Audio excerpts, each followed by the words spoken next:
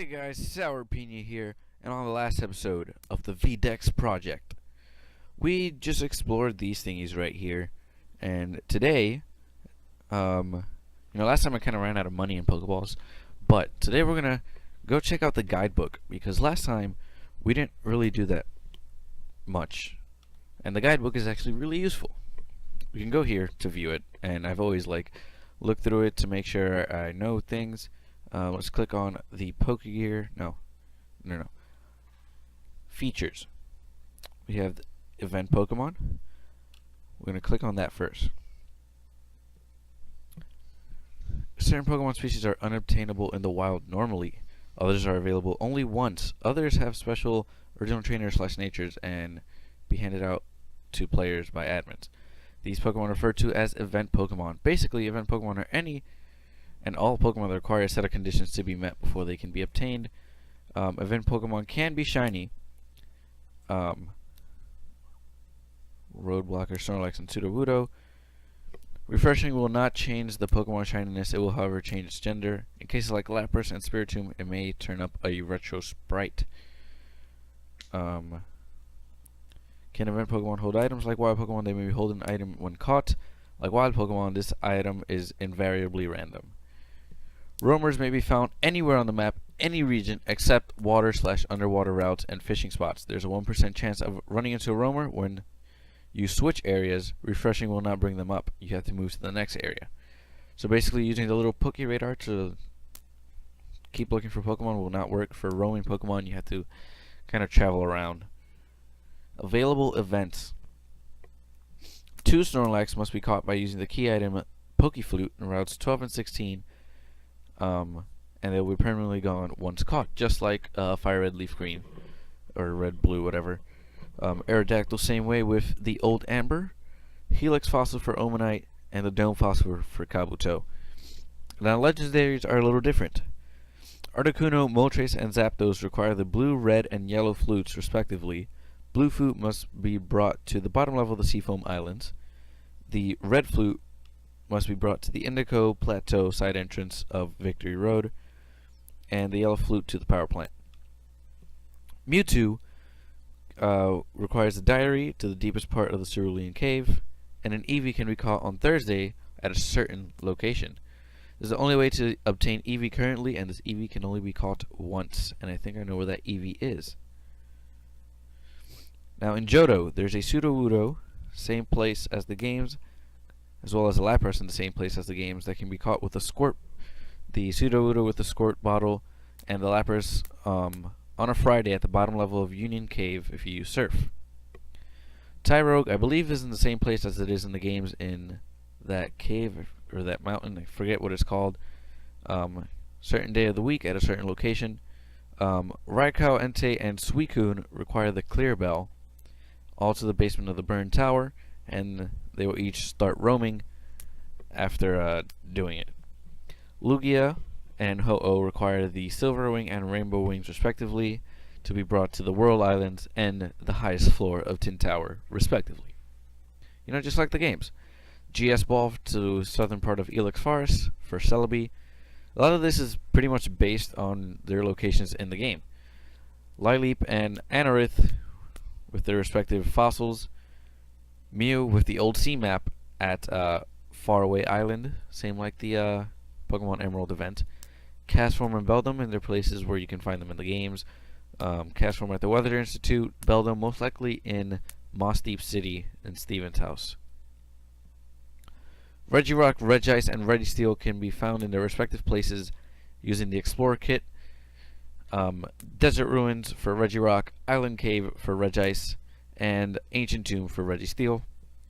Latias and Latios can be caught with the Soul Dew if you bring it to the southern island. Stuff like that. Kyogre with the blue orb to the bottom of the cave of origin. Groudon with the same thing except the red orb. And Rayquaza if you bring the green orb to the top of Sky Pillar. Jirachi, you don't need anything. It has a 1% chance of appearing in the wild at Mirage Island, which itself will only appear when certain conditions are met. It's on 3 days of the week, I think, or 2, I don't remember, at a certain minute. like 1 minute. If you have the radar, you can figure out what hour it is, and then throughout the hour you figure out what minute and such. Once you're there, you can be there for as long as you want, but you only have a minute to get there. Now, Deoxys can be caught if you bring a life orb to the Devon building. A Drifloon can be caught on a Friday at the Valley Woodworks. This is all Sinnoh now. Rotom can be caught on the 2nd floor of the Old Chateau at night. Porygon, certain day of the week, certain location. Don't remember where. I think that might be where the fighting gym would be at. I don't remember the name of the city. Cranidos and Shieldon with their respective fossils. Spiritomb with the Odd Keystone at Route 209. Azelf, Uxie, and Mesprit with the red chain to their respective caves. Valor for Azelf, Acuity for Uxie, and Verity for Mesprit. Mesprit will begin to roam once you try to catch it. Dialga and Palkia, their respective spears to Spear Pillar. Their respective orbs to Spear Pillar. Heatran with the Magma Rock to Stark Mountain. Regigigas with the Tide Bell to the Snow Point Temple. Giratina with the Black Flute to the Distortion World, which itself will open up if you bring the Black Flute to the deepest part of Turnback Cave. Cresselia with the Lunar Wing to Full Moon Island. Darkrai with the Member Card to New Moon Island. Shaman with the White Flute to Flower Paradise. Arceus with the Azure Flute to the Hall of Origin. Manaphy, a Manaphy and a Riolu egg can be obtained from an in-game NPC when certain conditions are met. Now the Unova Pokemon are Togepi and Houndour, which can be found on a certain day of the week at White City / Black Forest, respectively. Victini can be found if you bring a Liberty Pass to the Liberty Garden basement.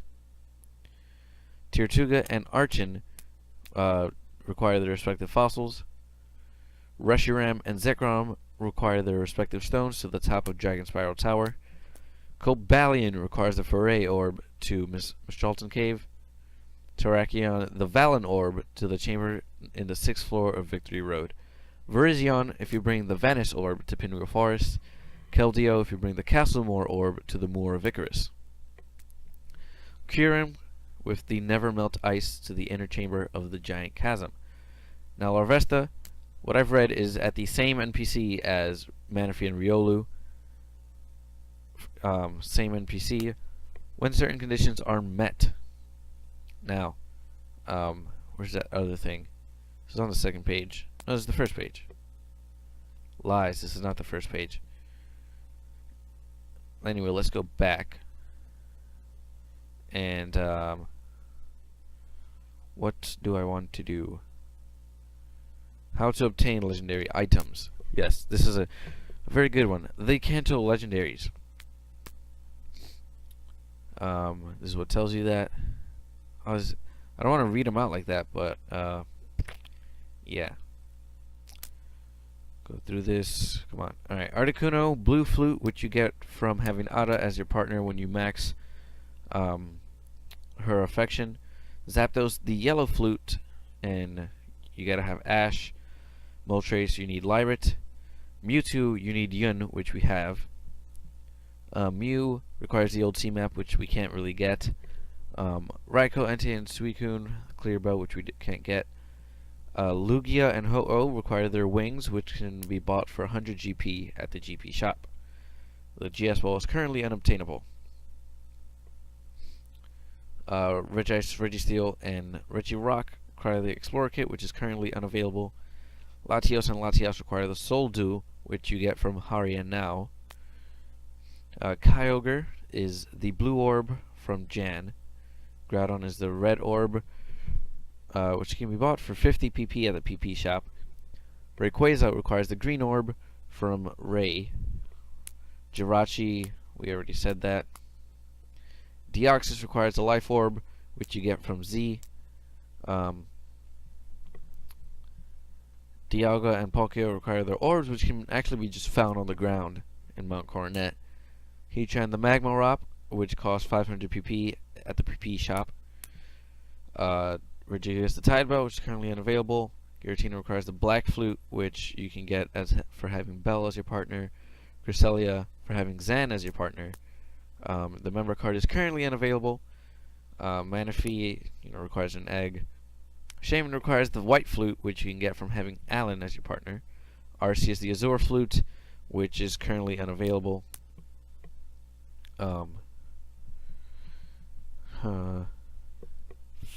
Victini is the Liberty Pass, which costs 2,000 PP at the PP shop. The Lightstone costs 75 GP at the GP shop. Zekrom 75 GP at the GP shop as well. Cobalion requires the Foray Orb. 50. The orbs for Cobalion, Terrakion, Virizion, and Keldeo require 50 GP from the GP shop, and the Never Melt Ice is currently unavailable. So here's the thing about Mirage Island. It's where you can catch Jirachi at a 0.1% appearance rate. It's available 3 days a week during a specific hour and minute. It's only available for 1 minute, but once you're in, you don't get kicked out even if the minute has passed. When you leave, though, you need to wait for your MI time again. The MI time will always be between 10 a.m. and 11:59 p.m. So it's not some early in the morning thing. You can use a set of items to help you figure out your Mirage Island time. They're expensive, though. There's something else. This is the Sprite Gallery. This is what I was talking about. The spray paint allows you to spray paint your Pokemon sprite onto your Sprite Gallery and stuff. And you can use something to actually take it out. I don't remember what it was. Okay. Let's see. Weekly goals, monthly goals, GP. Let's go to the top. So here, as I pass through this, these are your partners. At Ada, or at Ada, I don't know, is a female shiny Gyarados. Now she hates when you catch another shiny. So catching a shiny,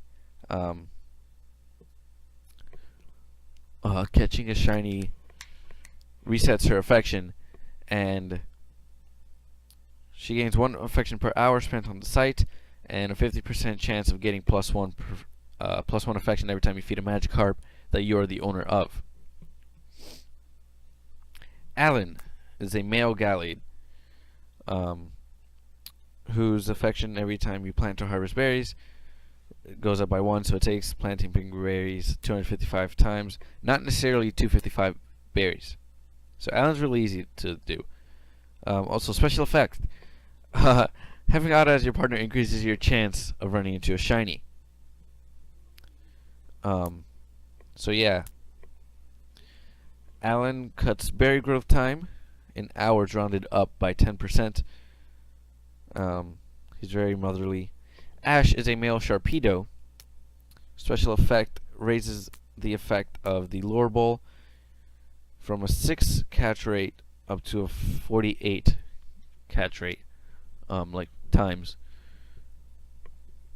Ash gets +3 affection every time you catch a Pokemon at a water route. He also gains +1 affection per hour spent on the site. Bell is a male Gengar. His special effect helps you make money. He gives a bonus of +50 up to +200 for gold earned by idling, based on affection. All the items he finds are valuable, so they tend to sell well if you find yourself making money faster. But there's a catch, and the catch is that he shoplifts. Shop owners aren't very happy about this, so the shop prices go up by 25%. He also borrows items held by wild Pokemon, so with him as a partner, you won't find any Pokemon holding anything. Super honest, if you have him as a partner, when you complete a dungeon, he may also boost your reward money by 25%. That's a lot. And he gets +1 affection per hour you spend on the site, and every time he swipes an item from a wild Pokemon, he likes you a lot for being such a sucker. Sorry, nice trainer, so you get a nice +20 boost to its affection. Now, Hari and Now are an Umbreon and Glaceon respectively, male and female again respectively. And their special effect is they have a much higher probability of mailing you items than other partners, and this probability increases further the more they like you. Hari and Now get +1 affection per hour you spend on the site, which actually takes quite a while. Now, Jan is a male shiny Kirlia, which is pretty cool. His special effect is that his friend balls become available, and He gives a default happiness bonus for all Pokemon caught with him as a partner. The bonus at base affection is 10, and when it's max, it's plus 120. Meaning, if you catch a Pokemon in a friend ball with Jen as your partner with max affection, it'll start at max happiness. And he has a 50% chance of getting plus 1 affection every time you feed a Pokemon, but you must be the owner of the Pokemon. And he also gets plus 1 affection per hour spent on the site. Now, Lyret is a male shiny Milotic. Kind of psychotic from what I've read. Special effect. This one is a double edge if there ever was one. Larry gets a tremendous boost to catch rate, which means the legendary's catch rate would go from 3 out of 300 to 18 out of 300. It's plus 15 at base affection. The boost is applied after the ball bonus, so if you dust ball at night, that would be 27 out of 300. So you're guaranteed to catch things easier when he's with you. That boost goes up to plus 90 when his affection maxes. The catch is that he also gives a tremendous boost to the fee for switching him out to another partner. At base affection, it costs 1,000 to switch him out, and that rises with affection up to 8,000. So if you're thinking about switching to him so you can go retro shiny hunting at ease, think carefully. And he gets plus 2 affection per hour spent on the site. Now, Rai is a female Frostlass. Her special effect is that she helps you with Pokemon breeding. Interesting. She will automatically raise the compatibility level of 2 Pokemon in the daycare by 1, provided they can breed. So having her around means Pokemon will breed faster. She also gives a bonus of plus 15 up to plus 270 based on affection to the egg experience gained per hour. She gets plus 1 affection for every $100 you spent at the daycare to retrieve eggs, and the amount is rounded down. She also gets plus 1 affection per hour you spend on the site. Yun, who is our current partner, is a male Kadabra. He gives a discount at map shop starting at 5% and gradually increasing as his affection increases. The maximum discount is 20%. This discount is void for items costing 10,000 or more. So he gets plus 1 affection for every $200 you spend at Pokemarts. Money spent on buried purchases or items that his discount does not apply to does not count. This amount is rounded down. If you spend 550, you get plus 2 affection. Now Z is a Porygon Z. Interesting. Of course, no gender, although Z looks kind of female. Now Z will analyze things for you. Literally. Currently, it'll tell you what the catch rate with a specific Pokeball will be, what the IVs of a Pokemon are at high affection, and gives you a generic idea of the success probability of a specific trial at the trial arena. Z gets plus 1 affection per hour you spend on the site. Now Zen is a player. He's a male Zangoose. He gets a default catch rate boost to any female Pokemon. So, yeah. He gets plus 3 affection every time you catch a female Pokemon, and he gains plus 1 per hour spent on the site. Now, sorry for that being so boring of just reading these guys, but I actually think that it's pretty cool. Alright. So I have no idea what time we're at, because I forgot to check what time we started at. But let's check out the league badges, because we're going to need these. The Boulder badge is awarded to players who have caught at least 10 different kinds of Pokemon, and that enables you to buy Rock Smash. Cascade badge needs 20 and allows you to use Surf, Strength, and Good Rod. The Thunder badge, you need to be a member for a week, and you have to have gotten the previous 2 badges. And it enables you to trade, so yeah. Now the Rainbow badge requires you to catch at least 50 different kinds of Pokemon, and you need Rock Climb, it enables you to use Rock Climb, Dive, and a Super Rod. However, you need the previous badges for that. So if you have 50 and you haven't been a member for 7 days, well, too bad. The Soul badge is awarded to players who have got at least 100 different kinds of Pokemon and have gotten, of course, the rest of the badges. That was a little weird. I kind of hiccuped. Enables you to use Whirlpool, Waterfall, and the Fire, Water, and Grass Seekers, which we'll talk about. The Marsh badge, awarded to players who have gotten at least 300, Volcano for 500, and the Earth badge for all 649. I don't think anyone has an Earth badge. Alright, So, one thing we're going to check out. Let's see. We already checked that out. I'm going to try to click on it. These are form changing things. Special evolutions and stuff. Huh. Where is it? You know what, I'm just going to scroll to the top and fire, water. Here we go. Can starters be found in the wild? As of July 2010, it is possible to find starters Pokemon in the wild with the aid of special key items. And if you look over here, you probably most likely cannot see this, but it is Sunday, October 11th, 2015. So I'm pretty sure we can definitely do this 5 years later. The Fire Seeker gives you a 1 in 500 chance of encountering Fire-type starters. Water Seeker, same chance for Water-type starters. And the Grass Seeker, the same chance for Grass-type starters. They can be found anywhere on the map, in any region, except when using items or refreshing for event Pokemon. Order Sleuth will not work on them, and they have the same chance of regular Pokemon of being retro or shiny. The only thing is that it kind of takes a while to find them, so yeah. And that's all I got for this. I guess now we can go ahead to the map and get ourselves the Boulder Badge. Actually, before we do that, I kind of need something here. We go to the key items. I want this old rod. Why? Because I kind of need it to catch my 10th Pokemon, since it's not the morning. Go over here to, whoa, that was weird. Over here to a nice fishing spot. Use that old rod. Come on. And bam, it's a Magikarp. Wow. Oh wow, it escaped. Wow. That's terrible. Alright, so we've just registered Magikarp's detail in our Pokedex. And if we go over to our profile, we've got the Boulder Badge. Awesome. Let me just check the shop real quick. Key items.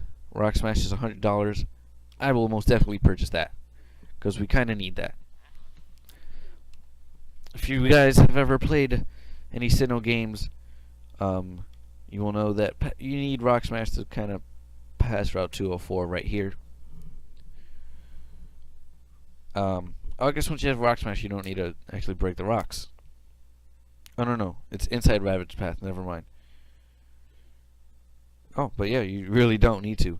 I will continue catching Pokemon, depending on, let's see, what do we got here? We can find Geodude, Psyducks, and Zubat. Psyduck at a 2%, which I'm not going to worry about. I'm going to open the map in a new tab and see Eastern Exit. We can find Pokemon we've already caught. Go to Floroma Town. Can't really find any Pokemon, can we? Can buy honey and a bunch of berries. We go to the Floroma Meadow. We need honey to catch Pokemon. And honey costs 100, which I don't want to do. Now Route 205. There's a lot of places to go. Honey trees, there's no grass apparently. And then we can go north. You know what, let me actually do it here. Eastern Exit. We're on the north of Route 204. Go to Floroma Town. Go to the meadow. It's best you visit all the places that you can, because then you can later like just type it in and warp there if you're in the region. So let's go to Route 25. And hey, look, a wild Pachirisu. I want that. Thank you. And a Buizel. Oh, yes, I love Buizels. Buizels are so cool. Is that all? A Shellos. This is west. Nice. Is that all the Pokemon that we can find here? I believe it is. Alright, well. Let's see. Route 205. We can find Buizels, Pachirisus, and Shellosses. And, yeah. Eterna Forest. Oh, what? Go south. Okay, got you. I see how it is. We can go to the Valley Windworks. I will check this out. what do we have? At the Valley Windworks, we got my laptop not scrolling. If we go back to Route 205 to the Eterna Forest. There's actually quite a bit of Pokemon you can catch here in the Eterna Forest. Morning/daytime. Okay, Murkrow and Mischievous can be found at night, and that's about it. So let's go in there and see what we got. What can we get before we run out of Pokeballs? Here's a Silcoon. I'll definitely catch that. Nice. And look at that. We ran out of Pokeballs already. Alright. That's cool. Pokegear. Anything? 3 more levels and my Piplup will actually evolve. That's awesome. And we've actually, if we get 6 more Pokemon, we can get our Cascade badge. But I guess that can be for like next episode, right? And we also can set ourselves a new daily goal. Sell 5 items. I don't think I have 5 items. Let me check. Let's see, organize Pokemon. Give, take items. See what we got. No item, no item, no item. Nothing. Nope. Wow, like none of them have items on them, and they all have a 10% chance of having a berry on them, and none of them had anything. Wow. Alright. That's cool. Let's see, we can go to the bank. Redeem advertisement points in 6 minutes. Earnings much later on. Let me make a deposit real quick of $750. Can add in another $250 later. $260 actually. If you have $2,100 in the bank, every day you'll get the max amount of earnings, which is $500. Pretty neat. What else? There's a dungeon, and I guess we can go ahead and do that. How do I enter a dungeon? Go here, and let's actually do a quite big dungeon. As a matter of fact, we're gonna do a dungeon on the next episode, because if I do like a 200 room dungeon, I kind of want to do it on its own episode. So yeah, because you know it takes a while, and we're kind of, I don't know, pretty short on time now. So if you, I don't know, if you like the series, go ahead and leave a like, leave a comment, any other kind of web games you want to see. I will be doing Pokemon Vortex alongside with this. I mean, I'm probably already doing it alongside with this. This is the 3rd episode. I just haven't started recording that. You know, I gotta record in bulk. I will be recording some Wii U games, some Wii games, some, you know, Visual Boy Advance games, like Pokemon Omega, Fire Red Omega, Dark Rising, Light Platinum, stuff like that. So, yeah, if you like the video, leave a like, leave a comment, subscribe, and I will see you guys on the next episode where we go into a dungeon. Goodbye.